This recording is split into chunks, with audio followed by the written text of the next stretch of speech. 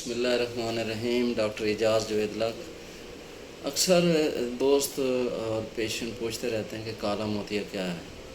तो इसका इस तरीके से जवाब दिया जाता है कि काला मोतिया एक आँख की ऐसी कंडीशन का नाम है जिसमें आँख की जो नस है, जो आँख से लेकर दिमाग तक जाती है, वो इस तरह की हो जाती है कमज़ोर कि जिसमें नज़र भी कम हो जाती है और विजुअल फील्ड भी कम हो जाता है। और इसमें इंट्राऑकुलर प्रेशर, जैसे ब्लड प्रेशर है, इसी तरह आँख का जो प्रेशर है वो बाज़ औक़ात नॉर्मल होता है जितनी उसकी रेंज है, और बाज़ औक़ात हाई भी हो सकता है।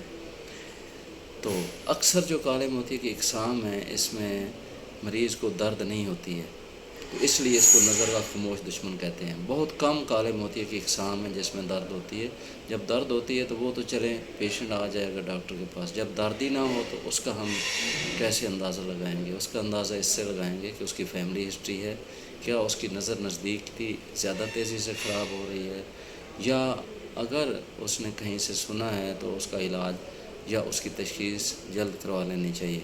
और मैं समझता हूँ कि तशख़ीस ही एक मुश्किल काम है। अगर तशख़ीस हो जाए तो काले मोतिये को मेडिसिन से या सर्जरी से कंट्रोल किया जा सकता है। तो जब उसकी तशख़ीस हो जाए, मुख्तलिफ़ टेस्ट होते हैं जो मुख्तलिफ़ अच्छे जो क्लिनिक्स हैं उस पर हो जाते हैं, जिससे पता लग जाता है कि इसको काला मोतिया है।